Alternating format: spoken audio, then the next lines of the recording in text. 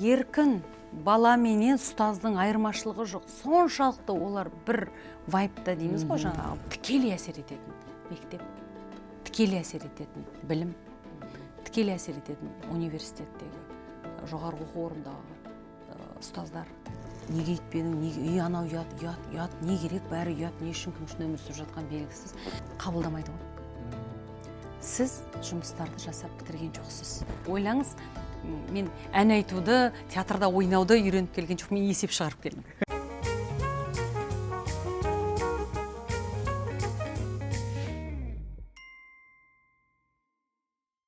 Қайырлы күн, достар. Бүгін бізде директормен шай айдарында Қазақстан Республикасының еңбек сіңірген қайраткері, әнші, актриса, аяулы жар, ұстаз Айгүл Иманбаева келіп отыр.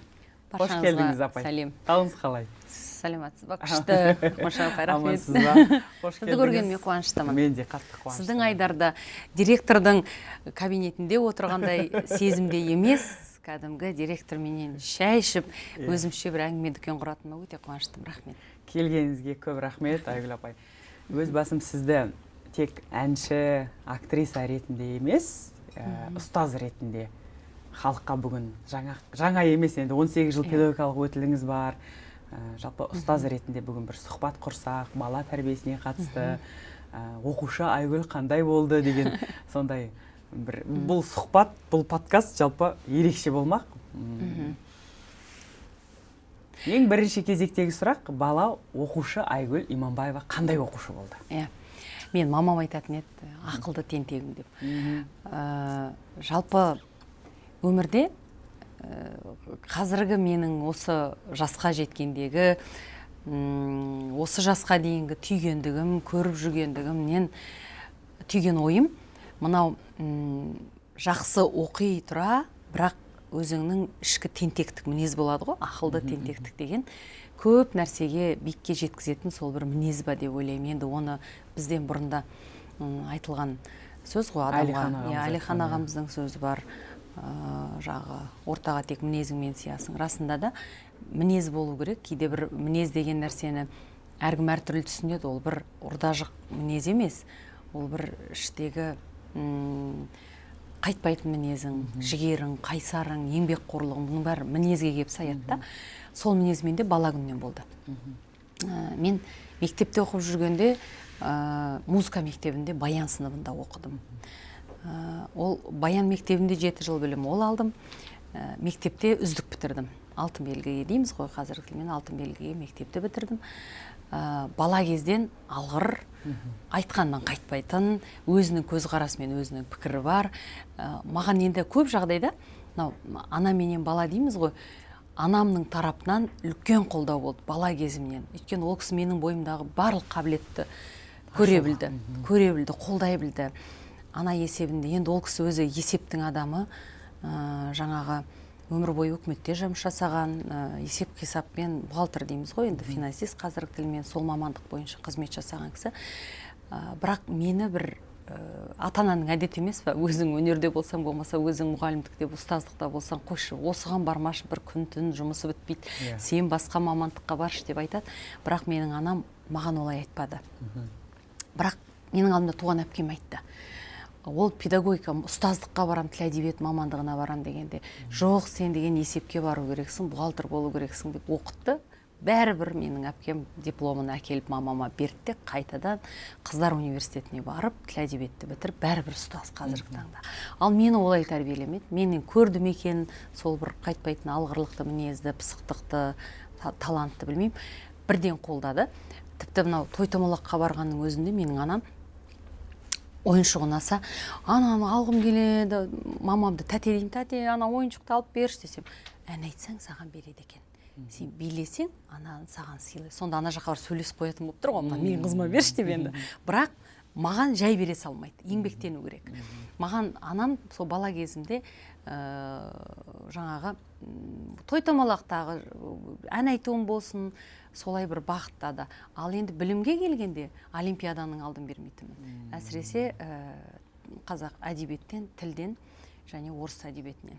Керемет. Мектепте жүргенде олимпиаданың алдын бермейміз. Ылғи да бір олимпиадаларға жаңа қатысып жүрем, жүлделі орындармен келем. Қысын ол жібермеймін, концертті ол жібермеймін, білмеймін. Яғни жан-жақты бала Иә, болдыңыз, маған иә? бала кезден айтатын нәрсесі көп адамның энергияң күшті қайдан табасың, бәріне қалай үлгересің деп. Енді білмеймін, менің анам өзі бас бухгалтер болып істесе де өкіметте, бірақ жаңағы үйдің үй жайы, мал жаны, үлкен қарт шешесі, балалары, тәрбиесі, оқу, өзінің кешкі отырып отчет жаңағы есеп қисабын жазып, бәріне бір уақыт табады. Сол бір анадан келген дүние ма деп ойлаймын. Ал енді ашықтық, мынау жайсаң мінез, кіммен болсын жайдары сөйлесетін ашықтығым әкеме аумай тартқан. Яғни мен әкем мен шешемнің бойындағы ең жақсы қасиеттердің барлығын мен жинап алған Керемет қой ол деген. Сол бала Айгүл бала кезінен, қазақ оны болар бала деп бекер айтпаса керек, сол кішкентайымнан сол қасиеттер бойымда болды, және ең маған бұйырған бақ ол анамның, ол енді мынау көп ата-аналарға да құлағын алтын сырға болса керек, көп жағдайда өзінің пікірімен ой түйеді, өзінің арманын, өзінің бағытын балаға таңып беріп тұрады. Ол бала тұншығады, одан қысылады, одан бала ашылмайды, одан бала өзінің арманын орындай алмағаннан кейін не болады? Ол ауруға айналады. Ол дертке ұшырайды ол бала. Құсалығыңыздан бастап әртүрлі органның бәрібір болашақта да бір ләззат алып жұмыстанбайды дейсіз ғой. Меніңше ойлаймын, көп ақшаны сен қай уақытта табасың, өзіңнің сүйіктісіңмен айналысқанда. Ол сіз тіпті дәрігерсіз бе, ұстазсыз ба, ол әскери адамсыз ба, бизнес саласы ма, өнер ма, жоқ тіпті болмаса сен өзіңнің жай ғана қарапайым, тіпті бір қарапайым жасаған жұмыстың өзін сен ниет дейді ғой қазақ, ниетіңмен жасайтын болса, ол еселеп, есік ашылып бере беретін сияқты. Енді оған да көз жетіп келеді. Соған қарағанда жасым өсіп келе жатыр ау деймін, әңгімелем сондай болып отыр. Дұрыс, солай ғой. Өзі адам, бірақ өкінішке орай жасы өскенмен өресі өспейтіндер де бар ғой енді. Жасымыз бен санамыз қатар өскен әрине қуантады. Ол бақыт сияқты меніңше, қалай ойлайсыз Ақмаржан апай? Өйткені қазіргі таңда санасы, өресі өспей қалған, бірақ биологиялық тұрғыдағы жасы өсіп кеткен адам діннің артына тығылады. Дін арқылы ақыл айтады, бірақ шөкінмей жоқ. Болмаса өзі әлі балалық позицияда, балалық ойда, өреде қалып қалған адам ана болады, жар болады, бала сүйетті, баласына да дұрыс тәрбие бере алмайды. Және ол дұрыс тәрбие бере алмаған, өзінің санасы өспей балалық позицияда қалған ана, әке балаға не береді? Қоғамдағы дерт, қоғамдағы қазіргі көп өзекті мәселе осы ата-ана мен баланың арасында өте көп та. Өйткені мен де студент тәрбиелеп отырмын, мен де оқушы тәрбиелеп отырмын, мен де бала тәрбиелеп отырмын, немере тәрбиелеп отырмын. Соның бәрін есепке алып қазір көз жүгіртіп қарасам, анамен, ата-анамен, баламен, мектеп оқушысымен, студентпен жұмыс жасаған балаларға қарап отырасың да, осы ішіңнен ойлайсың, шіркін-ай, Қазақстанда ата-ана тәрбиелейтін орталық ашылса ғой деген менде ойлар бір емес бірнеше рет келді. Дұрыс. Оны мен ойлаймын, қазір ашылса ғой деп армандау емес, ашу керек па? Ашуымыз керек. Өйткені расымен де қазір мен мектепте де, сіздің өзіңіздің де жеке мектебіңіз бар, көріп отырсыз ғой балалардың. Ең бірінші кезекте біз ата-анамен тәрбиені жұмыс жасауымыз керек болып тұр. Өйткені көп ата-аналар барлығын мұғалімге ысырып қоя салып, жауапкершілікті артады. Ол ертең қандай жетістікке жетсе де, немесе жетпесе де, бала қандай болса да ата-ананың жауапкершілігінде екенін түсінбей жатады да, өкінішке орай. Мектептен бала кетеді ғой, бітіріп. Айгүл апа, енді өзіңіз үздік оқушы болдым деп айтып жатырсыз. Бұл да бір жан-жақты болу мен өзімнің бір ұстанатын ұранымда қазір балаларға.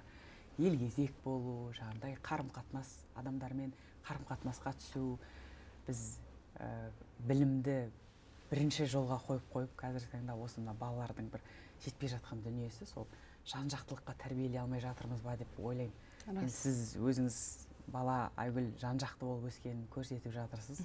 Оның ішінде олимпиададан орын алып, білімге құштар бала болып өскеніңіз бүгінгі күннің нәтижесі. Рас. Сіз мынау білімге құштар адам, ол өмір бойы сол білімді, яғни оқуды тастамай үнемі ізденіс үстінде жүреді. Соның бір дәлелі өзіңіз жақында Англиядан болашақ бағдарламасымен мемлекеттің сондай бір қазақтың жастарына, жалпы әр саланың мамандарына берілген керемет бағдарлама бар. Сол бағдарламадан, тағылымдамадан өтіп келдіңіз.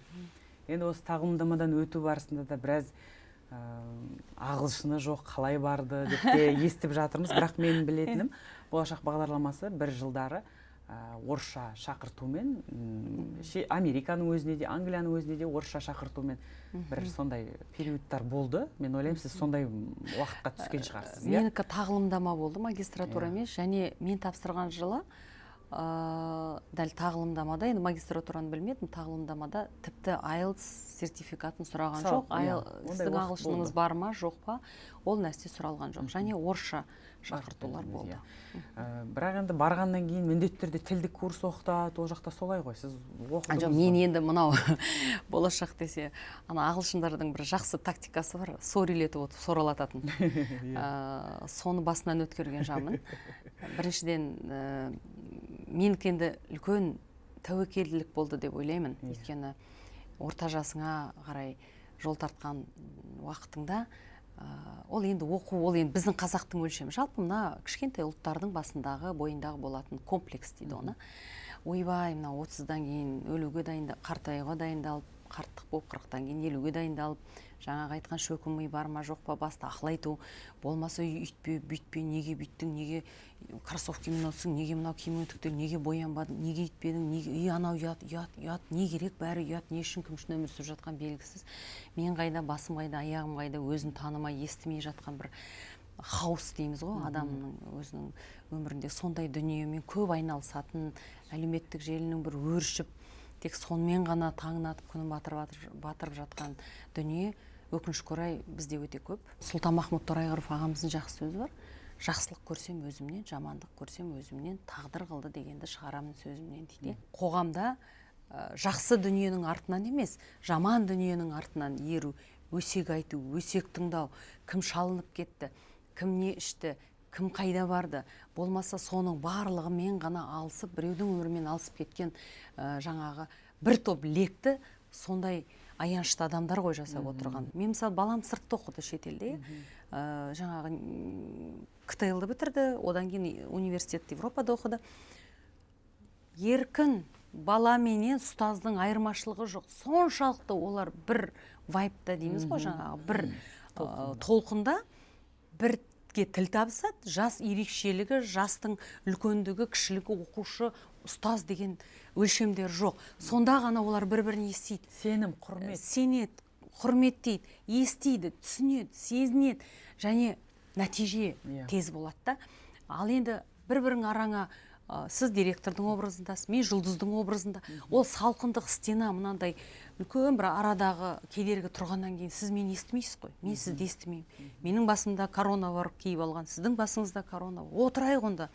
Онда біз не береміз, не айтамыз. Ал енді сіздің жаңағы TikTokта, Instagram әлеуметтік желілерде осы қазіргі заманның талабына сай, қазіргі мынау космически өсіп келе жатқан балалардың санасына сай беруіңізді мен мысалға қатты қуандым, және мен сізбен егер сіз жай ғана бір мектептегі директор болмаса, жай ғана білім саласындағы жүрген адам болсаңыз, мен тіпті сізбен таныс болмас та едім, сүйсінбес демедім. Болмаса шайшпес демедік. Болмаса сізге легіменен артыңыздан оқушы ерімес деді. Неге еріді? Сізде жан болғаннан кейін, сізде айтар ой беретін дүние бол. Ал енді TikTok, Instagram ол заманның талабына сай. Біз әлі Instagram, TikToktың әңгімесінде отыр. Жұрттарыңыз жаңағы жасанды интеллектінің деңгейіне, роботтың деңгейіне кетіп қалды. Алдағы 10-20 жылдықтың ішінде аясында адамның, тірі адамның саны синтетикалық адамның санынан азаяды, синтетикалық адам көбейеді, робот көбейеді. Сондықтан мен ойлаймын, тірі адамға келе жатқан өмірге келген жас ұрпаққа осындай форматта беру керек. TikTok пен Instagramның форматының өзі сол. Ол жерде мен де кейде өзім оқыған кітаптарымды бөлісіп салам. Сіз не оқып жатсыз? Мен осы таңда осындай кітап оқып жатырмын. Білесіз ба қанша лайк болады? 200 ғана лайк. Мен қазір киген киімменен көлігімді салайыншы. 2 миллион лайкпенен қаралынып тұрады. Яғни креативті тұрғыда сол осындай форматтарды Инстаграм, ТикТок парақшасы сондай бағытта ғой енді. Соған креативті түрде неге беретін, айтатын ой арқылы беріп жібермеске. Енді ондай болатын болса отырайық, барып бұрынғы қазақ үйге жаңағы от көсеп ошақ басында. Ол қола дәуірі мен тас дәуіріне бірақ кетпейміз ба, заман басқа болып тұрғанда. Айгүл апай, дұрыс айтып жатырсыз. Англияға қайта оралайықшы. Жалпы Англия десе...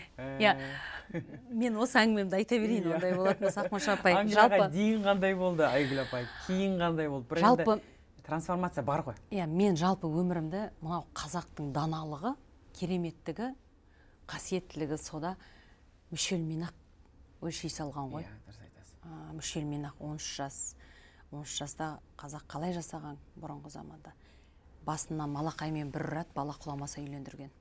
Қыздардың бүкіл ағзасының жетілетін уақыты 13 жас. Бірінші мүшел, екінші мүшел 25-те келеді. 25 жастағы мүшеліңіз ол кәдімгі амбицияңыз дегеніңіз, менмін деп, толыққанды энергияңыз бойыңызды билеп, бәрін қопарып, тау қопаратындай энергияңызбенен амбицияңыз бар жасқа келесіз, Ал енді үшінші мүшел 30 жасы, оң солыңды былай айтқан кезде танып, осознанность дейді ғой, адамға миы санасы болса, санасы толығатын уақыт 37-те келеді. Әрі қарай 49, мысалы біз келе жатқан жас 49 жасыңыз ең әдемі жас. Ол сенің Абай атамның айтқан сол толыққанды адамына толықтай еніп, былай айтқанда құндылықтарыңыз сіздің өзгеретін жас. Әрі қарай 51-63 кете береді, ал бірақ өлшемнің мүшел жастың өзінде қарттық адам баласына 75-те, 73-те бірақ келеді екен.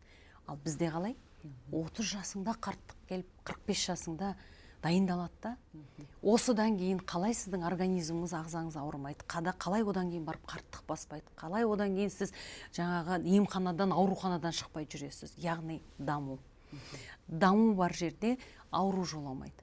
Даму бар жерде сіз бастағы нейрондарыңыздың бәрі ылғи да іске қосылып тұрады. Ол сіздің есте сақтау қабілетіңіз, ол сіздің интеллект өреңіз, ол сіздің не керек барлығы, мен оның бәрін басымнан өткердім. Жалпы мен Англияға барғанға дейін де менің жалпы табиғатында өмірімде трансформациялар болмады деп айта алмаймын, өйткені менің анам кітапты жата жастана отырып оқитын. Бізді соған баулыды кітапқа. Бала кезден қолымыздан кітап түспей өстік. Қазіргі таңда Алматы болсын, Астана болсын, менің Алматыдағы үйімде бір бөлме түгел кітапхана. Мысалға Москва болсын, мына Астанадағы фолиант баспалар болсын, мен кәдімгі тығыз жұмыс жасап, 20% жеңілдікпен Москвадағы магазиннен мен кітап алып келем. Елестетіңізші, Ресейден. Яғни бұның барлығы мендегі сол даму баяғы кезден болды, бірақ әр деңгейде мен миымның ішін тазалауым керек болды. Мен өзімнің өмірімдегі жараларымды санамдағы, бейсанадағы жатқан тазалау керек болды. Ол менің әке-шешем өміріне байланысты болды. Ол менің өзім жеке тағдырыма байланысты болды. Былай айтқанда, әр этапта, әр деңгейде мен ізденіп, трансформация болып өсіп отырдым. Ал оның барлығында да мен әдеби кітабыңыз, психологиялық кітап қатар оқылып келді. Өйткені мен ұстазбын. Ұстаз бола тұра оқымасаңыз, қазіргі балаларға білімсіз ұстаз керек емес. Ұстаздың образын жасап, әдемі киініп келіп, түрді жасап, бүйтіп ақыл айтып отырғанда бала сіздің өреңізді көріп тұрады. Сондай ұрпақ келді. Яғни мен оқу менің ол жаңағы күнделікті мына столының үстінде тұратын кітап. Жатар алдындағы оқылатын кітап. Жұмысқа алып шығатын кітабым, енді ол ағылшынша. Көп жағдайда кітаптар менде солай бөлініп отырады. Ал енді Лондонда мен неге бардым? Біріншіден оқуға, білімге әркімнің бар таласы. Неге мен дамымаймын, неге мен оқымаймын деген өзіме алдыма мақсат қойдым да, тәуекел дедім. Тәуекел, мен жасымды ойламаппын да. Ойбай, мен жасым 40-тан асты ғой, бола ма деген ой келмепті. Алдымда тәуекел, тапсырып көрдім, тесттарымды тапсырдым, жаңа собеседование дейді, барлық емтихандардың бәрін тапсырдым да. Мен анамды алып Меккеге кетіп қалдым. Меккеде жүргенімде жаңағы болашақтың нәтижесі шықты, кім түсті, кім құлады деген жаңағы тізім шықты. Сол жерде бір интернет ұстаған жерде қарап қалсам, менің фамилиям түскендердің қатарында тұр. Қуанып кеттім, өзім қағбаны айналып жүріп, қуанып кеттім. бірақ сенбеймін, мен шынымен түстім ба деп қоям. Солай менде оқуға түсу процесс солай болды. Ал енді түскеннен кейін мына жақта Иманбаевасың, әжептәуір халықтың алақанындасың. Енді мұғалімдігің, сабағың, университеттегі жұмысың, мектебің барлығынан қойғанда енді әйтеуір халықтың алақанында еркеміз ғой. Барам да тап-таза ағылшындардың қолына топ ете қалам. Тони Клингер деген жетекшіміз, ал менің кураторым Хелен. Ол кісі былай айтқанда, мен енді ағылшын менталитетін білмейміз ғой. Өзің қазақша менталитетті кейде қазақша ойланасың. Сөйтіп бармайын ба? Ал енді отырғаннан маған 1 жылдық жоспарды айтты. Сіз жарты жылдықта 6 жоба жасау керексіз.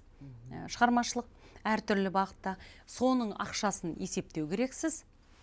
Ал келесі жарты жылдықта сіз осы Британияның тендерына түсуді үйренесіз.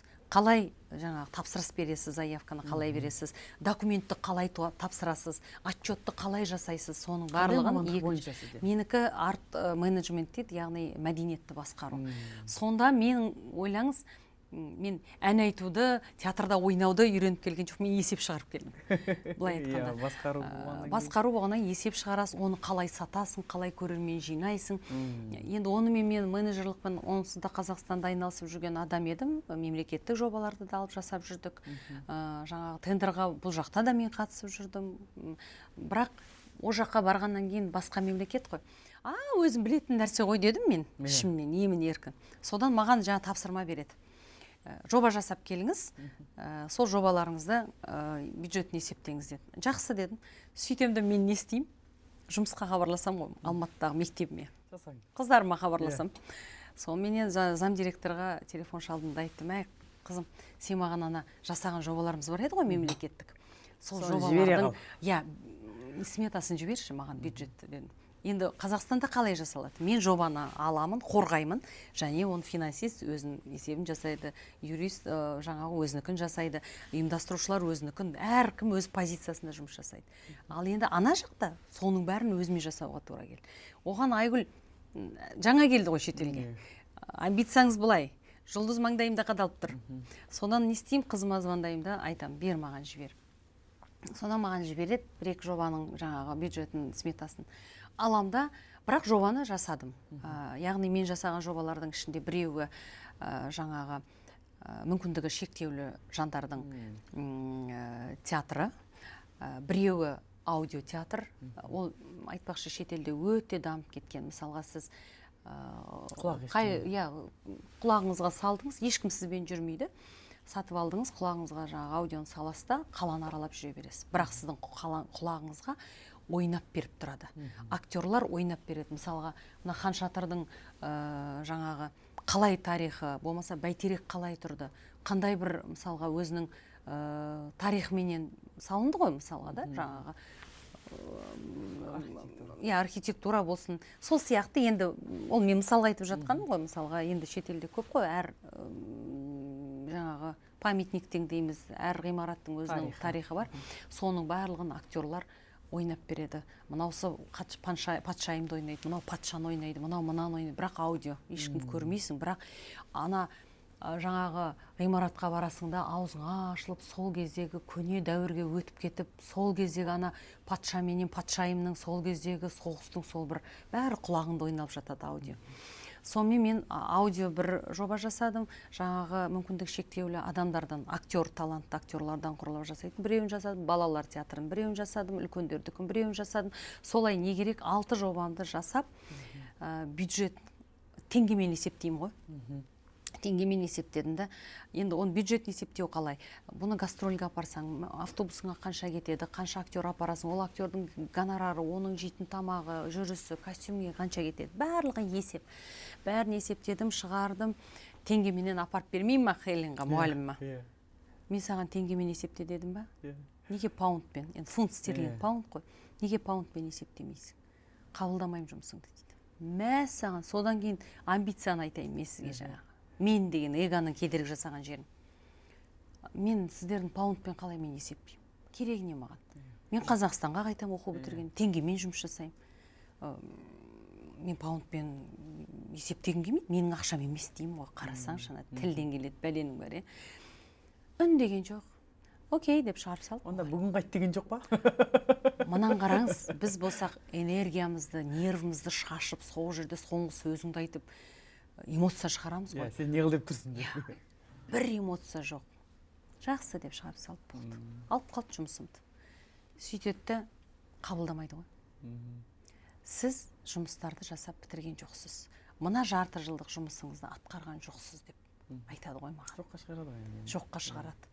Оны өзің айтпайды ғой, почтаға жазып жібереді ғой. Иә, ол кісілердің почтасы Почтамен бар ғой, жұмыс жасайды. Сонымен енді қайтын жаңа жыл келді, басым қазандай отырып, қайтадан бәрін паундпен есептеп, қайтадан бәрін етіп, тапсырып, деп, кешірімін алып, әйтеуір қабағы жібіп, екінші этапқа көштік. Екінші этапта ол кісі өзінің жеке театры бар, Жак Хеленнің, Лондонда.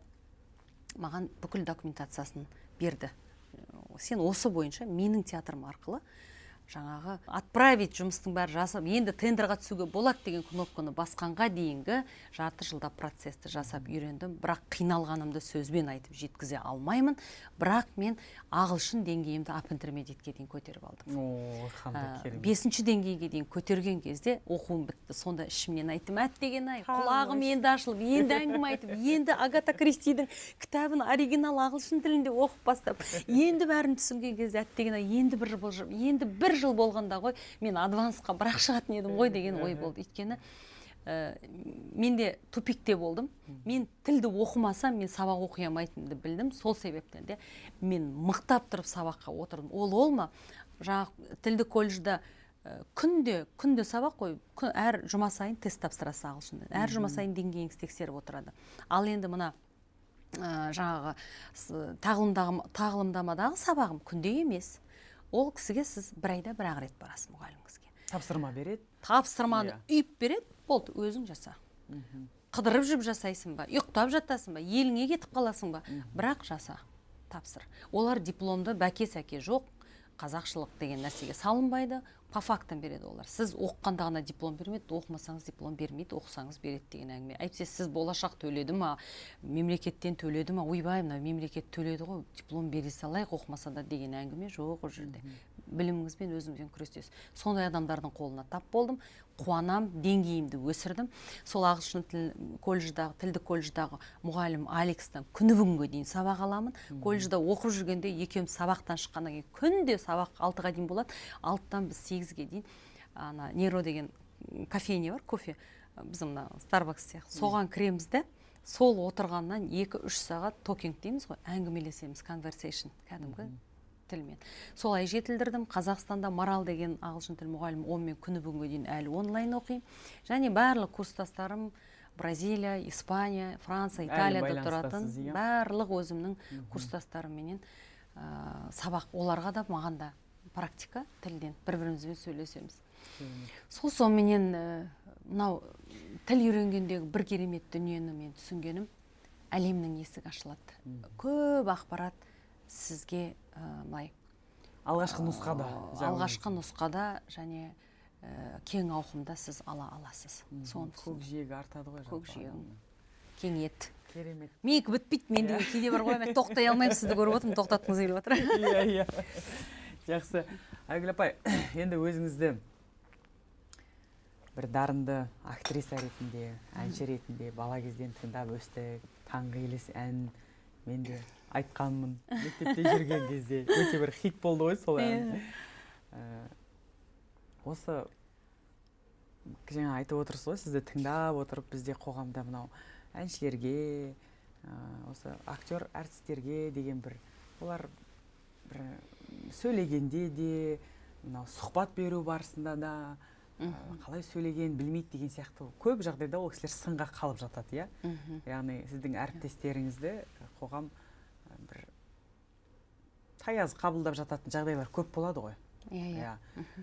Бұған да арнайы емес, бұған да енді білімнің қажет екенін сіз бәрі білімге саяп келгенде білімнің маңызды екенін шегелеп айтып отырсыз. Мен соған бір қатты риза болып отырмын. Өйткені әнші бол, кім болсаң да білім ол бірінші кезекте. Бірінші. Айгүл апай, қазіргі таңда сіздің мектебіңіздің ашылғанына бір 5-6 жылдың көлемі болыпты. Жеке мектебіңіз бар екенін білеміз. Ол өнер мектебі деп аталады. 10 мыңға жуық шәкірт тәрбиелеп шығарған екенсіз. Одан бөлек сіз қазір Шабыт университетінде сабақ бересіз, шебер ұстазсыз. Жалпы ұстаз болғандағы, ұстаздық жолдағы мақсатым қағидаңыз. Ұстаз күн түн даму үстінде болу керек болды. Егер ұстаз дамымаса, айтпақшы, бұны Европада, Америкада университет болсын, мектеп болсын, бала таңдайды мұғалімді. Мұғалім таңдамайды. Болмаса өкімет таңып бермейді. Ағыласы, бұғыласы, мұнаны аласың, оқытасың демейді. Бала таңдайды. Бала ұстаздың рейтингіне қарап, деңгейіне қарап, білімінің оқушы болсын, мектептегі студент болсын, университеттегі ұстазды бала таңдайды. Керемет негізі. Яғни бала таңдап тұрғанда ұстаз не істейді? Тек дамиды ғой. Мен ойлаймын, ұстаз тек дамыған кезде ғана, ылғи даму үстінде. Ол тек қана сол өзінің мамандығына қатысты. Тіл әдебиеттің ұстазы ма, тек тіл әдебиетті тереңнен зерттей беру емес. Сіз оған зерттеуге міндеттісіз өз мамандығыңыз. Одан бөлек сізде бар, әдебиет бар, мәдениет бар, тіл бар, әлемдік тілдер бар, басқа. Сіздің өзіңізді тануыңыз бар. Бұлай айтқанда, қай саладан да даму үстінде жүрген ұстаз, ол көрініп тұрады. Ол еркін. Ол өзінің санасында еркін. Ол шынайы. Ол шынайы. Балаларды жақсы көретін. Ол міндетті түрде. Шынайы болған адамға жақсы көре алады. Шынайы болған адам ғана махаббатын бере алады. Шынайы болған адам ғана оқушыға, студентке жылулығын бере алады. Шынайы болған адам ғана шын бірге баламен күйеді, баланы жаны ашиды, баламен қуанады, баламен мұңаяды. Бала оны сезеді. Біздің мысалға актерлық өнерде ең бірінші курсқа түскен кезде балаға біз зерттеу береміз. Кішкентай баланы зерттеп кел дейміз. Неге?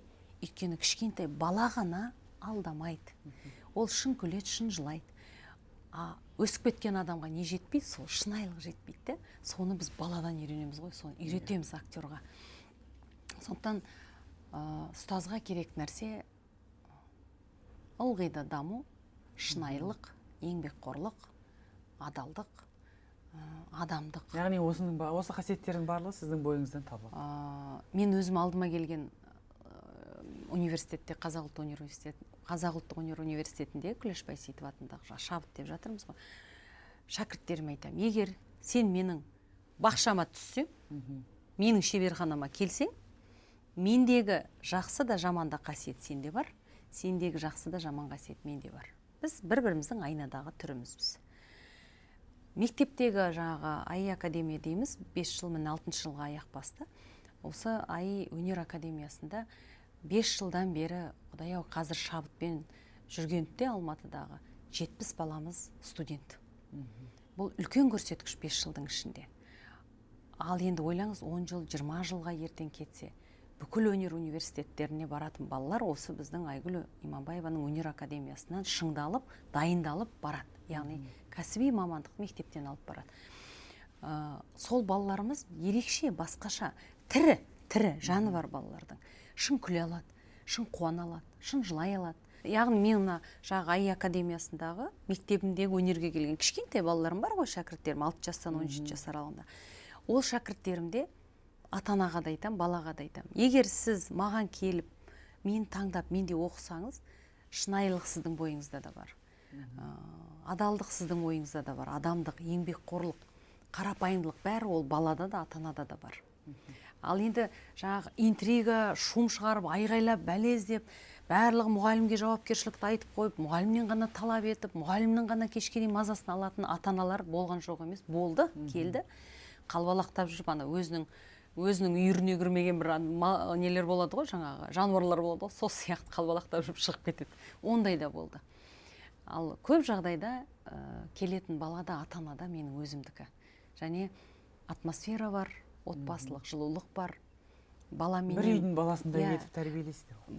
Бізде үштік өте тығыз жұмыс жасаймыз. Бала, ата-ана, ұстаз. Бізде жоқ. Ата-ана әкеп берді, болды, сен айналыс деген ұғым жоқ. Болмаса ата-ана мұғалім келіп алып, жаңағы айғай шығарып, бүйтпедің сөйтпедің дегенге бізде рұқсат жоқ.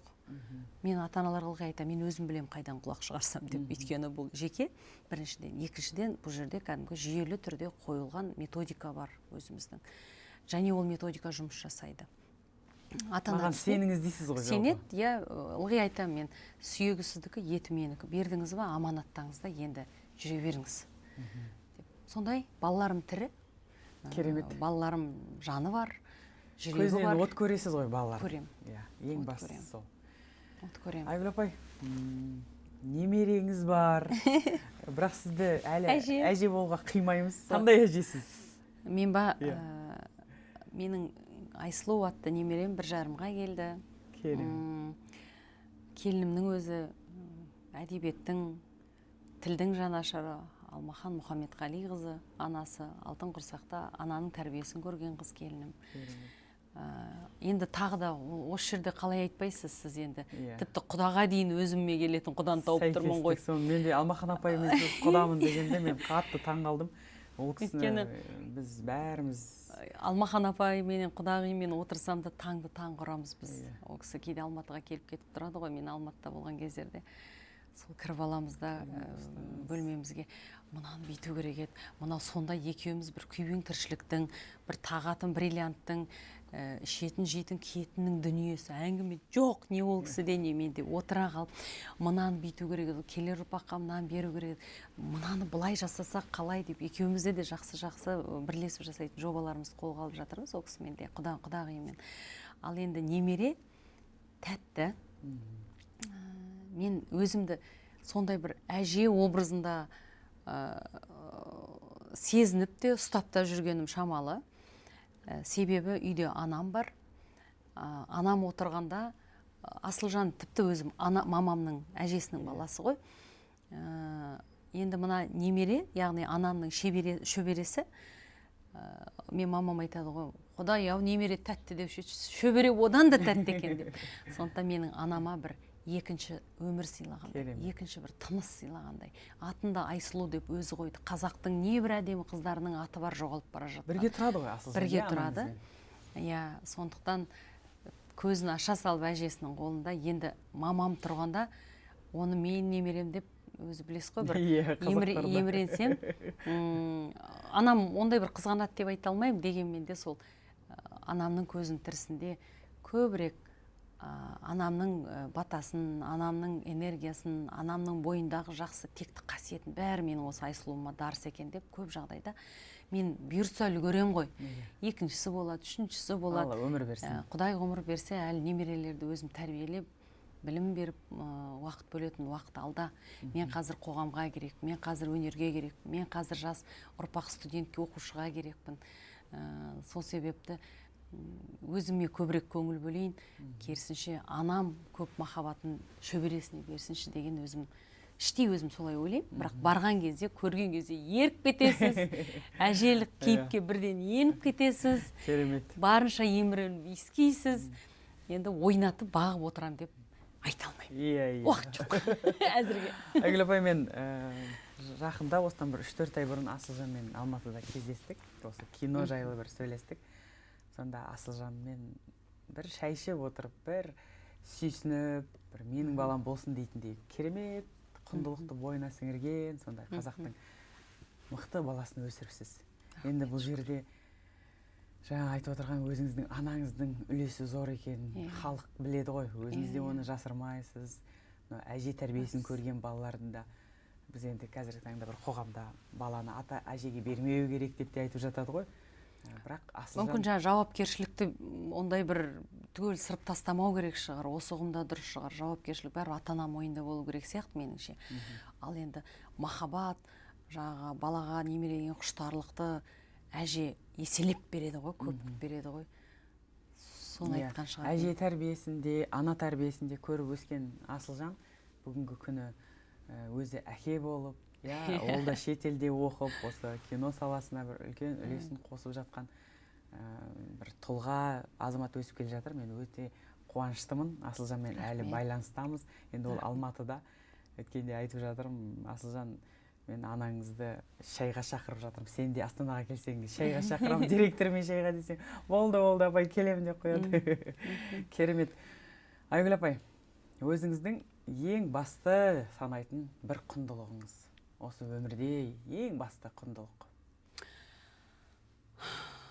Менің бір түсінгенім бар ғой, адам өмірге өзін тану үшін, табу үшін келеді болды.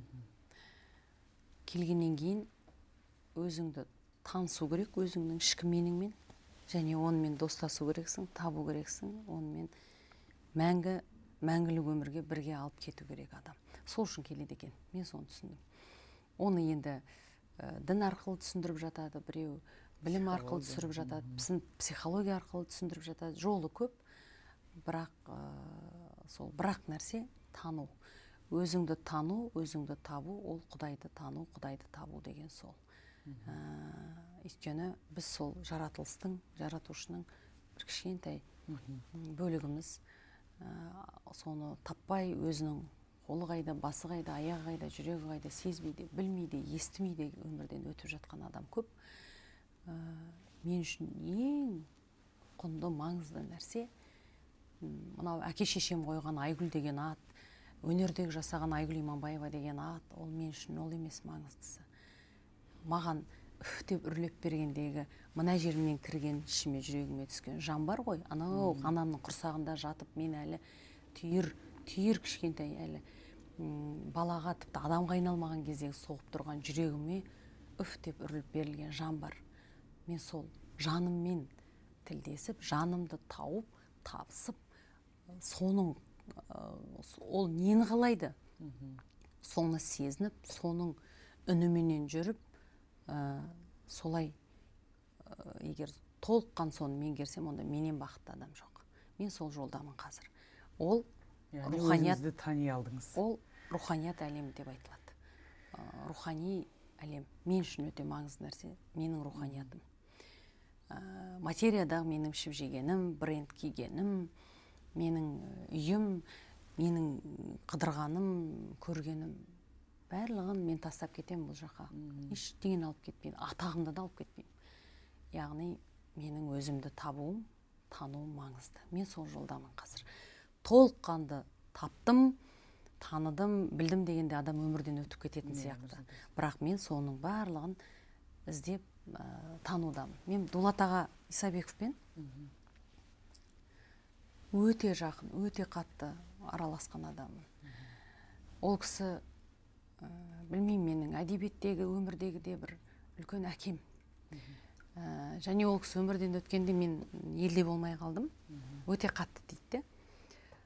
Дулат ағама бір барғанымда ағам айтты. Ауырыңқырап отыр екен. 2 жыл бұрын бекен, 3 жыл бұрын бекен, 3 жыл бұрын ғой деймін. Әй, осы менің қайтатын уақытым кеп қалды, жақындады-ау деймін, деді. Ту, аға қойыншы қайдағын айтпай, 95-100-ге келесіз деп айттым да, сөйтіп ем. Не қылам ондай өмірді? Мен білесің ба, бөртеден кейін еш нәрсе жазған жоқпын. Менің ұлтыма, ұрпағыма беретінім таусылып қалды. Мен бөртеден кейін әлі қалам қолыма алған жоқпын. Мен не сонда? Не ана қарттар бар, ақсақалдар бар ғой. Қарттардың айтатын немерен қызығын көргім керек еді. Шөбере көрсем арманым жоқ. Енді мына балалардың өскен деген мына күйбең тіршіліктің мына немерелерге керігімді жасап, осылардың аяғын оратылып отыруыма керек емес маған ондай қарттық. Менің берерім таусылса, мен не үшін жер басып жүруім керек деді. Жүрегім зырқ ете қалды. Және сол кісінің бүгін дұрыс ұйықтай алмадым деді. Мынау бір жаңа планета ашылыпты галактикада дейді. Ол планетаға барғанша 30 жыл кетеді екен, қайтып келгенше 30 жыл кетеді екен. Егер мен барсам, барып келсем, 60 жыл өмірім кетеді екен. Мен келгенше мына дүние осылай тұрам екен, әлде жер планетасы жоқ болам екен. Соны ойлап таң атқанша көз ілмедім дейді. Бұндай әңгімені, бұндай ойды енді кім ойлайды елестетіңізші. Руханияттың шегіне жеткен адам, өзін тапқан, таныған, өзінмен өзін меңгере алатын, өзін басқара алатын, басқарған, былай айтқанда жетінші түйсік сана космосқа кеткен адамдар ғана бұндай әңгімені ойлайды. Ойлаңызшы. Әйтпесе біз жақсы жаңа машина алсам, енді баламды үйлендірсем, соның тойын күшті қылып жасап берсем, кредит алсам да бәрі керемет өтті деп айтса, осы материяда жүрді, көтеріп кететіндей. Ал ол кісінің әңгімесі тым биікте әңгіме айтқан кезде мен алып таудың қасында отырғанды тағы бір рет сезіндім. Және мен Дулат ағамның үйінде шайын ішіп, батасын алып, жақсы әңгімесін алып, кітабын сіміріп ішкеніме қуандым мен. Сондай маған сана бергеніне қуандым. Яғни мен сол бір руханиятта өзімді тану жолындамын. Және бүкіл адамның ең басты маңызды нәрсесі осы. Өзін таныған адам ол ұлтына береді. Ол өзін таныған адам шәкіртіне береді. Өзін таныған адам ол артынан лек кәдімгі бір толқынды ұлтты ертеді. Өзін танымаған адам тобырды ертеді. Оны Абай атамыз халық ұлық, тобыр былық деп айтқан. Сол себепті мен ойлаймын, менің ең басты мақсатым өзімді танып, өзіммен күрессем, өзімді табу арқылы, тану арқылы өсіріп отырған мына Айя өнер академиясында шәкірттеріме бере алып саналы ұрпақ шығарсам, университеттегі оқып отырған әртіс қауымын, жаңағы өзіңіз айтқан білімсіз, жаңағы қоғам солай қабылдайды. Сайқымазақ, білімі жоқ, әйтеуір боянат, ішкіш жүргіш деген нәрсеге жоқ, олай емес. Өнерге келген адамда жүрек бар, сана бар, білім бар деген нәрсені мен өзім университетте тәрбиелеп отырған шәкірттерім арқылы бергім келеді. Ал өнерде барынша халықтың жанына, жүрегіне жақын театрым болсын, кином болсын, эстрадам болсын, жаңағы тұшымды дүниелер бергім келеді. Айналып келген кезде оның барлығы менің артымнан лесіп келе жатқан ұрпаққа қалғандықтан, мына фәниде, мына материал өмірде Иманбаеваның атын олар онсыз да өшірмейді. Ал менің із қалдыру. Із солай қалатын болса керек деп ойлаймын. Сіз өзіңді тапқанда, өзің тапқан адам міндетті түрде бере алады. Оқушыға да, студентке де, жалпы адамға да, досыңа да бере аласың. Тіпті мен досты таңдаймын. Есекпен қатар, жаңағы есекпен тұлпар қатар тұрса, тұлпардың жаманғылық есекке жұғады дейді. Есекпен тұлпар қатар тұрса, тұлпардың жақсы қасиеті есекке дарымайды, ал есектің жаман қасиеті тұлпарға жұғады дейді. Бұл досқа қатысты. Мен жалпы қашқанға да серік, қуғанға да серік болатын адамның қатарынан емеспін. Өнерде жүрсем де досты таңдаймын. Ол мен үшін міндетті емес, өнерде болуы, жұлдыз болуы. Мен үшін оның ішіндегі жаңағы айтқан рухани құндылығы өте маңызды. Мүмкін ол мектепте оқитын бала шығар. Мүмкін ол жай қарапайым ғана есін алысып жүрген жұмысшы шығар. Мүмкін ол басқа бір саланың адамы шығар. Мен ол адамнан сәуле көрсем, ол менің жаныма жақын досым. Сол? Дулат ағаны айтқанда ұйып тыңдап қалдым. Дулат ағам, мен сол кезде кәдім бар ғой. Мына кісі дайындалып жатыр екен дедім. Дайындалып жатыр екен, кету еді. Айгүл апай, сіз оқуда болғанда әкеңізден айырылдыңыз. Иә. Дулат ағай өнердегі әкеңіз болса, өзіңіздің өмірдегі әкеңізден айырылу, ол да бір үлкен қайғы. Оның үстіне сіз бір әкеңізді енді табысқанда солай топырақ сала алмай өкініш бар ғой. Мен оны бір интервьюмда айттым ба екенмін, әлде әкемнің қайтқан кезде сол жетілігіне келдім ғой, мен жерлеуіне келе алмадым, топырақ салуына, жерлеуіне келмей жетілігіне келдім. Себебі Англияға оқуға түскеннен кейін енді ар жағы Европаға жақын, Европаның мәдениетін, театрын көргім келеді. 1 сағат 40 минуттық тиіп тұрған жерлерге неге бармасқа деп, жағы паспортымды визаға бере қойған ғой Францияға. Сол сәтте әкем қайтып, жаңағы документімді ала алмаймын. Мен білесіз ғой, ол өздері алғаннан кейін сіз бүкіл әлемнің адамның проблемасын тыңдап отырмайды ғой, визовый орталықтар. Сонымен ала алмадым, күтуге тура келді. Әке жерлегеннен кейін жетілігіне туралап қалған кезде. паспортым келді, бірден жетілігіне бардым. Енді осыдан кейін қалай сенбейсіз деймін да. Мен балалық өкпемен, балалық қателіктеріммен, сол енді әкем мен шешем екі жаққа кеткелі қай заман, мен сол 3-4 жасында кетті ғой енді. Сол көріп қалған кездерде әкеме сөйтіп айтып салғам, өлсең мен сенің жерлеуіңе келмеймін деп айтқам мен. Сонда анау аумин деп кетіп тұр ғой періштелер, сол айтқан сөзім қабыл болып кетіп, мен шынымен де жерлеуіне келе алмадым. Өзім сол үшін сол кезде кінәладым. Бірақ мен концертке кететін кезде сол 2023 жыл оқуға түстім. 2023-те оқуға кеттім ғой енді. Концертке оқуға кетерім алдында мен жеке концертімді бердім Астанада, Алматыда. Ол мына әлеуметтік ютубта каналдарында да бар. Сонда концертімді айтқан, мен тәкаппарлығымды бәрін жиып тастап, ішімдегі менімді жеңіп, әкемнің алдына барып, кешірім сұрап, 6 сағат жыладық, күлдік, түсіністік, сырластық деп солай табысқан болатын. Сол әкем 40 жылдан кейін концертімде төрімде отырды бірінші рет. Қарап отырсам, сол концертім менің әкеммен табысуым және қоштасуым болған екен. Сол концерт. Алматыда концерттен кейін Астанаға келдік. Астанада бердік 30 сәуір, әлі білем, пирамидада. Концерттен кейін кішігірім шайда отырғанда әкем жылап тұрып құшақтады мен. Қызым, бағың жанса екен, жалғыз қалмасаң екен бұл өмірде. Теңіңді тапшы деді. Сол менің әкемнің берген батасы екен.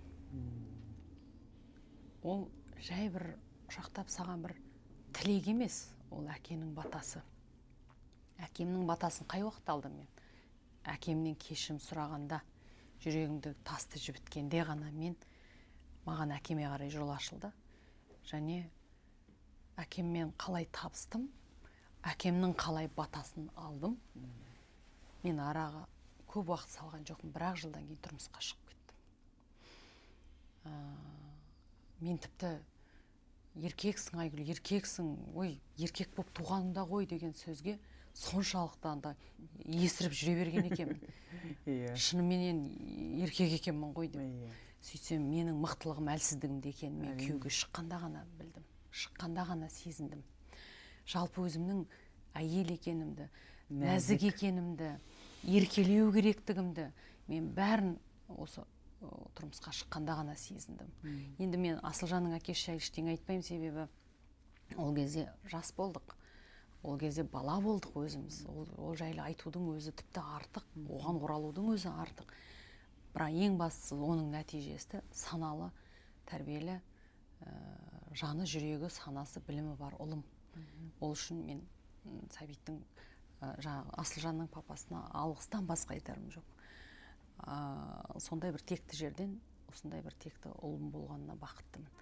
Ал енді мынау санаң толықсып, өзіңді тани бастағандағы өмірің ол мүлдем басқа. Және әкем соған жол ашып, мұрындық болып батасын беріп кетті. Қазақ шіркін шеше жаңағы әкенің қарғысы оқ деген сөз бар ғой. Шынымен де солай екен ғой. Ал енді әкем менен кетті, болмаса әкем мені ренжітті, өз сұрасын деп отыратын балалардың қатары болуы мүмкін. Оқушылар, студенттер арасында да. Ол сізді туды ма, сіз оны тудыңыз ба? Осыған бір сәт қарау керек. Мүмкін ол қателі, оныкі қате шығар, оныкі дұрыс емес шығар әкеңдікі. Бірақ ол кісі сені туды. Сол себепті өзі орнында болу керек. Сол себепті тәкаппарлықтың, менмендіктің бәрін жиып тастау керек та. Әр адам өзінің болашағы үшін, өзінің өмірі үшін, өзінің бақытты ғұмыры үшін, өзінің байлығы үшін, ақшалай байлығы үшін. Көп ақша өзі тапқысы келе ма? Бар әкеңе. Әкеңменен, тіпті тірі әкең, тіпті өмірден өтіп кеткен әкең, тіпті бірге тұрып жатқан әкеңе ішіңде бар ма? Бір титтей де болса кірбің реніш, сөйлес.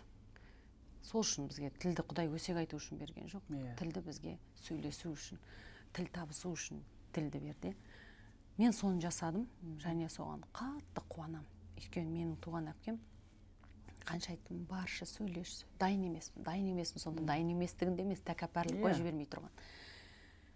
Қайтқан кезде кәдімгі у ішкенмен бірдей күйде қалды ғой туған әпкем. Өкінішпен қалды ғой, таспен қалды ғой жүректегі. Мен үлгере алмай қалдым ғой, айтатыным бар еді ғой ішімде, неге кетіп қалды деп. Сондықтан барынша әке шешем барында бағалау керек қой. Кейде мына мектеп оқушылары, студенттер амбициямен, балалықпен мән бермейді, қатты айтады. Қатты айтқан былай тұрсын, қол көтеретінде оқушылар бар, студенттер бар, болмаса тіпті қазір жаңалықты ашып қалсаң түрлі. Жоқ, біз өмір бақи ата баба, ата әжең, әке шешең, бауырыңмен өмір бақи біз байланғанбыз, болды. Және ұрпағың, немерелерің өмірге келетінің, келмегенің, келетіндері бар, бәрін қосқанда. Мысалға, мына гүліңіз қараңыз, жайнап өсіп тұр, тірі. Өйткені бұған су құйылынады, бұл жеміс беріп, жайқалып, жап-жасыл болып тұр. Ал искусственный гүлдер бар, жай жасанды гүлдер, пластмасс гүлдер бар. Су құйсаңыз өспейді ғой, және ол жеміс бермейді. Сондықтан тамырымызды тереңге жаю бұл басты мақсат. Жаңағы шетелде, Европада, Америкада енді ылғи жүрмін ғой сыртта. Қазақтың құнды дүниесі осы. Ұрпақ тәрбиелеу, ұрпағының қызығын көру, ұрпаққа біліміне, тәрбиесіне салу деген біздің ең мықты құндылығымыз. Ешкімде жоқ құндылық бізде осы. Мүмкін білімнен әлемдік деңгейде озық мемлекет өте көп алдағы. Ал бірақ ұрпақ тәрбиесінде қазақтың алдында ұлт боп қалып тұрғанымыз, қалыптасып, қанша аштық, жаңағы құлдықты көрсе де сақтап қалып жатқан мықтылық бізде бар. Бұл әлемде жоқ. Әлемде білім бар, бірақ ұрпағы құлдырап жоқ болып кеткен мысалға. Осы жағынан салыстырмалы түрде айтқаным ғой. Әкеммен әңгімем сол, қуанам, бірақ енді өмірге келу бар, кету бар. Дәм-тұз маңдайымызға ерте жазама, кеш жазама бір жаратушы аян. Бірақ соның өзін ырду-дырдусыз, әсіресе әкемен, шешемен, бауырмен тату тәтті махаббатпенен сүру керектігін мен кеш түсіндім. Әсіресе әкеммен. Анамның өз бірге тұрсам да құдай іште бітпейтін бір балалық өкпелер, қатты айта салу. Шешем мысалға менің 2 инсульт, 1 инфаркт алған адам. Қараймын да, құдай-ау, қанша рет пышақ салдым екен мен деймін да, қанша рет жараладым екен жүрегін білмеймін. Қанша рет соны балалар істемес екен деймін. Барынша керісінше жылулық берсе екен, бұған тікелей әсер ететін мектеп, тікелей әсер ететін білім, тікелей әсер ететін университеттегі, жоғарғы оқу орындағы ұстаздар. Басқаша біз әсер ете алмаймыз. Сол. Керемет. Айгүл апай, тұрмыс құрдым деп жатырсыз. Әйел адам нәзік. Біз қанша мықты болсақ та, бәрібір табиғи. Нәзікпіз, әйелміз, мықтылығымыз сол нәзіктігімізде. Менде осы әке деген тақырып болса, автоматты түрде көзіме жас келеді. Бұл әкемнен айырылғанмын, бірақ мен әкемнің қызы болып өстім, еркелеп. Енді ажал солай аяқ асты алып кетті ғой. Сағынасың. Сізді жаңағыдай өзіне серік қылып өсірген сияқты мінезді көремін мен сізден. Мен әкемен бірге бригадқа барып күріш егетін тұғымыз. Еркек шоралау болып өскен. Ерекше мені не істейтін, еркелететін, қатты сенім артатын.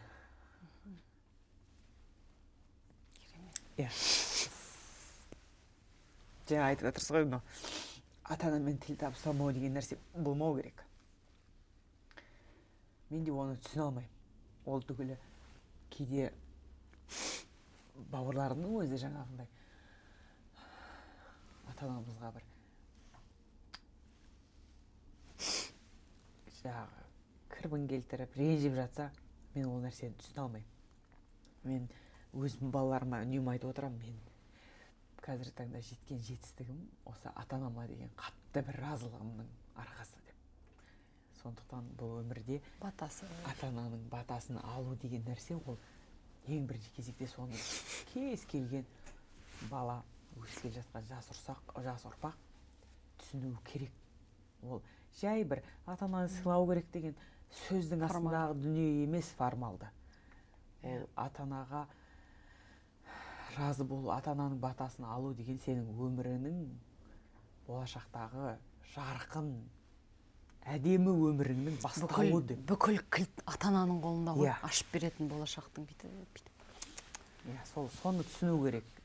Мүмкін ата-ананың батасын алмай да белгілі бір деңгейде материалдық тұрғыдан жетістікке сен жетуі мүмкін, бірақ ол қаншалықты өміршең болады, қаншалықты ол әрі қарай мәңгілік тұрады, немесе оның мәні бар ма, құны бар ма деген нәрсе ол екінші дүние.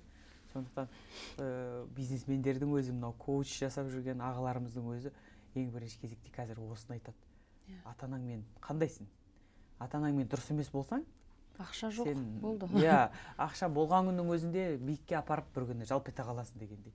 Сондықтан бұны қазір әсіресе мынау бір мамам сондай, папам сондай деп жүрген балаларға біз құлақ қағысып айта беруіміз керек сияқты. Айта беруіміз керек. Айгүл апай, бүгін бір өзіңізді жаңа қырынан танып отырмын. Бір айтып отырмын ғой, адам біз қазіргі таңда қоғамда, қазіргі емес, енді жалпы әлеуметтік желі арқылы, телевизор арқылы әртіс, әншіге деген бір көзқарасымыз тек сол әдемілікті көргіміз келіп, сыртын, адамның сыртын, келбеті маңызды дүние құнды болып келді ғой осы уақытқа дейін. Бірақ әлеуметтік желі ол екі жағы бар ғой. Мен кейде айтам, жылап тұрсаң да жарқылдап көрсетуің керек. Өйткені сенен сол шабытты адамдар сенен сондай бір позитивті өмірді көргеннен кейін, енді қазіргі таңда менің көзқарасымда позитивті өмірді ұстану деген нәрсе, өз басым сол нәрсені ұстанғым келеді. Осы әлеуметтік желіге де әкемнің жарқылдап жүр деген сөзі бір маған қанат бітіріп бастап кеттім. Бұрын соңды мен әлеуметтік желіні қолданбайтын да тұғымын.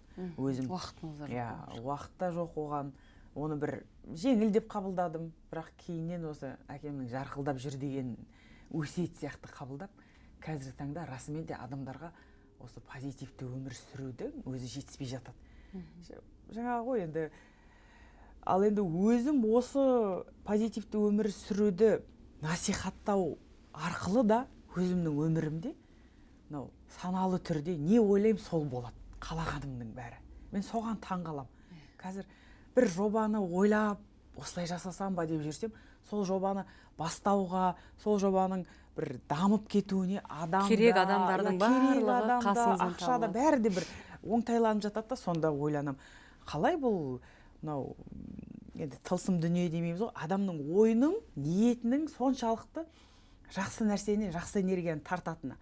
Бір мезгілде бір негативке бой алдырып, осы болмайды-ау деп бір сенімсіздік танытсаң, ол шынымен жүрмей қалып жатады да. Сондықтан бұл нәрсені де позитивті өмірде ұстануды да қазір айта беруіміз керек сияқты. Мысалы, мен сізді де позитивті тұлға ретінде танимын, жарқылдап жүресіз, бір мұңыз жоқ адам сияқты жүрдіңіз ғой. Мысалы, сіздің осы әкеңізбен қарым-қатынасыңызды кейіннен енді біліп жатқан кезде қалай деп адам соншалықты мықты болады деген сияқты ойлар келіп жатады.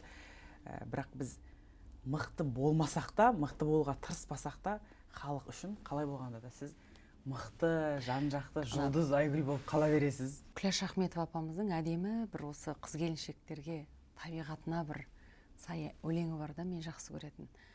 Шынымен де біздің де сіздің де табиғатымыз солай сияқты.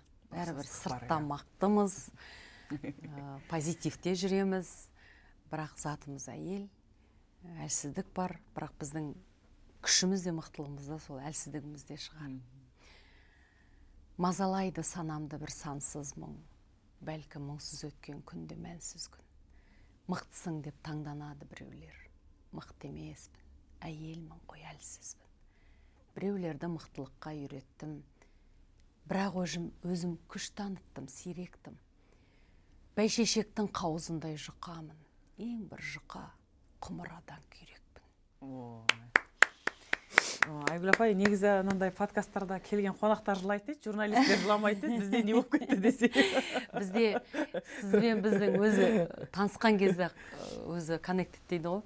Ағылшындар анау тартылыс күші болған. Мен ойлаймын, бүгінгі сіздің подкастта сізбен біз емес, біздің жанымыз сөйлескен сияқты. Сондай сияқты болып тұр, иә. Негізі мен кәсіби журналист емеспін. Мынау өзім бір эмоцияға ерік беріп отырмын да, ұқсастық бар. Негізі подкастқа қонақты шақырғанда да өзі бір ұқсас құндылықтары, ішкі жан дүниесі, жақын адамдар шақырасың ғой. Соны бір көргендей болдым. Айгүл апай, енді соңғы өзіңіздің АИ академияңызды жаңа айтып отырмын ғой, 5-6 жылдан бері халық білет, қаншама шәкірт тәрбиелеп отырсыз. Осы орайды пайдаланып, мен сізге бір ұсыныс айтқым келіп тұр. Өйткені менің көріп отырған оқырмандарым бар, 2200 тәрбиелеп отырған мектеп шәкіртім бар, балаларым бар. Біз енді анау Астананың шетінде орналасқанбыз, Көкталда. Астананың іші болып қалды ғой? Астананың іші. Өзімнің ұлым бар, Бейбарыс, қазір 10-шы сыныпқа көшті.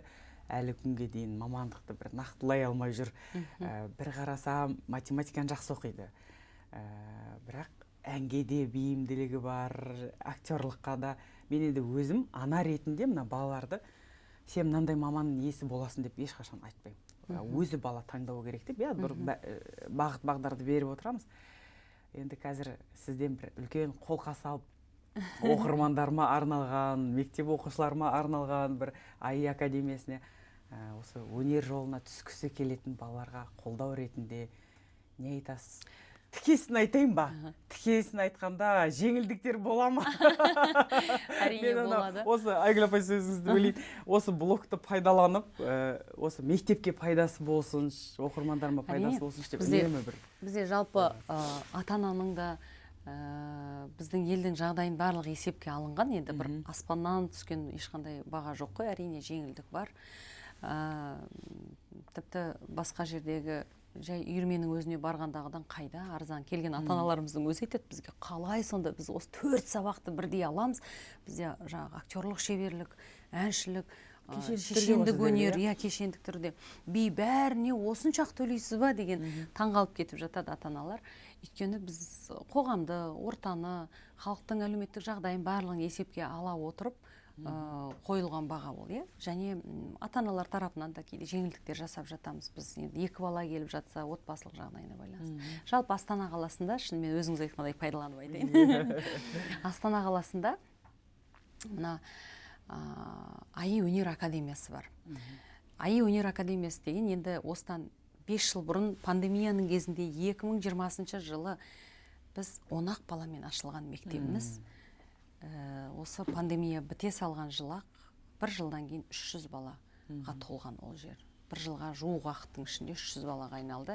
Одан кейін қанша баланы біз жаңағы айтқан 10 мыңға жуық деп қарап отырсақ, келіп оқып, 1 жыл оқып, сертификатын алып кеткен, 2 жыл, 5 жыл не керек оқып университетке түскен, бас аяғын қосқанда 10 мыңға жуықтапты шәкірт. Көрсеткіш өте жоғары. Балаларды біз 6 жас пен 17 жас аралығында аламыз мектепке, кастингпен аламыз. Бірақ енді 6 жас пен 13 жас аралығындағы бала не таңдайды? Ол мамандық таңдай алмайды. Ол бала бүгін космонавт, ертең мұғалім, әнші айта береді. Яғни қиялы шексіз армандап жүрген бала. Ол балаға не істеу керек? Ең бірінші не жетпейді? Орта. Бұл қоғамда балаға жетпейтін бірақ құнды нәрсе орта.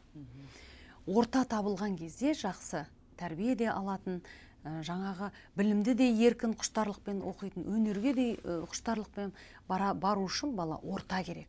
Ол орта жақсы дос тапқанда, жақсы орта, жақсы ұстаздарменен қарым-қатынаста болғанда, баланың мектептегі біліміне де, өнерге де, білімге де бәріне оның махаббат ашылады. Оны тоқпақтап отырғаннан кейін оқы, қорқытып, баяғында совет өкіметіндегідей тәрбиемен қазір баланы тәрбиелей алмаймыз. Өйткені оған көнбейді де бала. Көнсе де ол бала өзімен бірдеңе істеуі мүмкін. Баламен тілдесу керек. Сол біздің мектептің ерекшелігі. Махаббат береміз.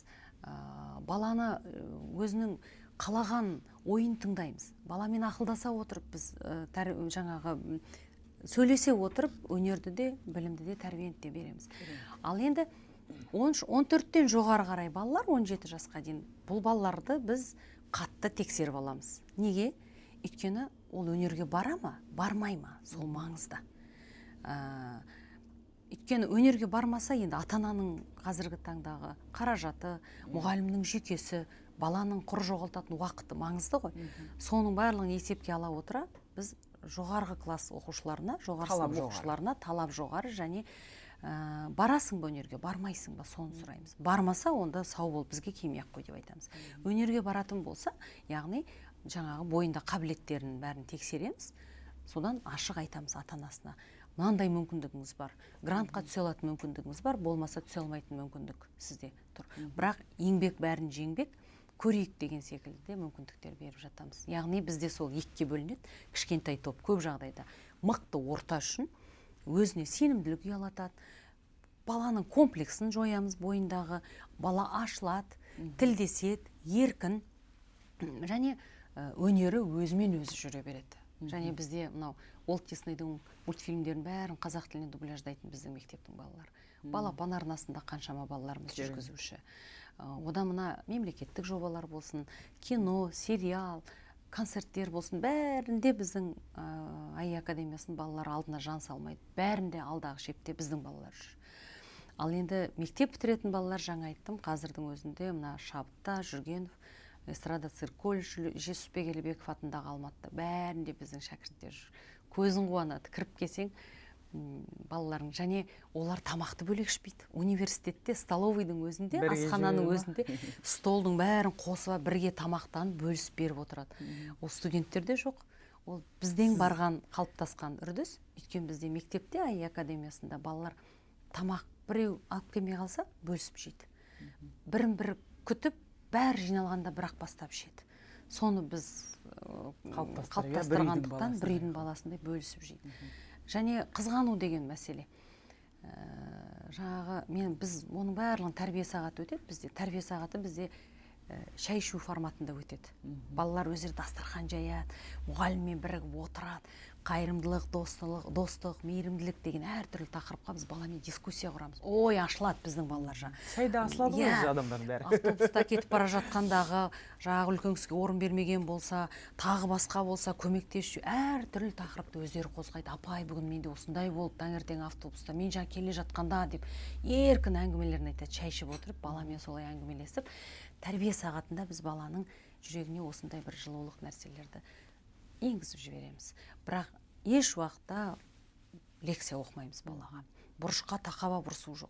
Болмаса мынау 11-10 сыныптың оқушыларından толқу кезеңдері болған кезде әртүрлі бір жағдайлар болады ол балада. Ата-анасы білмейді де, біз айтпаймыз. Бірақ өзім кабинетке шақырып аламын да, сөйлесем. Мен де жас болдым. Мен де анау 10 сыныпта оқып жүргенде осындай болған менде. Осы кезде мен осылай болған. Бұзықтығы ғой мысалы. Бұзықтығы, темекі шегу. Мен де қыздарға көрдім шегіп, бірақ мына өкпем ауырды. Еш пайдасы жоқ екен. Енді сен шегіп көрдің, қалай екен, дәмі қалай, ұнады ма? Бір кезде жылап жіберді балам. Апай, көрдім, мына жерім ашыды, өзінің состоянияларын айтады. Ашыды, дәмі де ашты болды. Апай, мен түсіндім, бірақ көргім келді дейді. Көрдің, енді қалай? Мен түйдім, маған болмайды. Апай, өтініш, мамам айтпай-ақ қойшы, мен онсыз да айтпаймын дейді. Өйткені ата-аналар не істейді? Баламен не үшін шеккенін тілдеспей айғайға басады екен. Одан бала не істейді? Өз-өзіне қол жұмсайды, болмаса тағы бір нәрсе. Сондайға апармас үшін біз көбінде өзім жаңағы 10-11 сыныптың балаларымен осындай жағдайда өзім сөйлесем. Және мысалдың бәрін өз өмірімнен келтіремін. Жаңағы шын болсын, мысал ретінде болсын, өзімнен аламын. Сондықтан біз балаларменен вайпымыз бір болып жүр. Трендте. Айгүл апай, бүгін бір керемет сұхбат болды. Өзімде бір эмоцияға беріліп, әкемді еске алып, не істеп жүрмін, Дулат ағаның айтқан сөздерінен кейін де бір ой түйіп, керемет әсерде отырмын. Өзіңіз кітап құмар жан екенсіз. Біздің бір дәстүрлі подкастымызда бір дәстүрге айналған дүние бар. Енді мүмкін оқыған шығарсыз, мүмкін қол әлі жетпей жүрген шығар. Санжар Керімбайдың Өзбек әлі және мәдени майдан кітабын сізге сыйға тартқымыз келеді. міндетті түрде Рахмет. оқып, бұл кісінің енді Рахмет, апай. өмірі туралы біз барлық ұрпаққа әрі қарай жалғастыруымыз керек, оқуымыз керек, білуіміз керек. Сізге сыйымыз қабылдағаныңыз Үлкен Айгүл апай. рахмет. Енді кітаптан артық үлкен сый жоқ. Алғысым шексіз сіздерге. Шынымен оқымаған кітабымды бердіңіз. Ең құнды сыйлық кітап дейді. Ятта болса айтайын, өйткені кезек жетпей жатыр. Мен негізі осы отырғанда қазір 3 кітап қатарынан оқылып жатыр да. Біреу Роберт Киндлердің «Сталиндік көшпенділер», міне енді ғана бітірдім. Біреу «Выбор» оқып жатқаным, ол кісі қазір Гарвардта лекция оқиды, жаңағы апай. Сол кісінің кітабын оқып жатырмын. Және Шыңғыс ханның 4 том еді, соның 3-ші томына енді жеттім Мұхтар ағамыздың. Сондықтан 3 линияда отырмын. Келесі кітабым осы сіздің кітап болады. Айгүл апай, келесі подкастта мына оқып мазмұнын сұраймын. Жақсы. Біздер енді апайлар солай мазмұн сұрағанды ұнатамыз енді. Міндетті түрде оқып келіңіз. Рахмет сізге. Әзілдеп жатыр. Достар, сонымен бүгін біздің директор мен шай айдары өз мәресіне келіп қалды. Айгүл апай, бүгін бізде қонақта болғаныңызға үлкен алғыс білдіреміз. Керемет подкаст болды, рухани кеш болды деп айтуға болады. Бүгінгі подкасттан өскелең ұрпақ бізден көп тәлім тағылым алады деп ойлаймын. Бүгін бізде қонақта болған әнші, актриса, Қазақстан Республикасының еңбек сіңірген қайраткері Айгүл Иманбаева. Рахмет апай. Рахмет. Шығармашылық табыс тілеймін. Бақытты болыңыз. Аумин.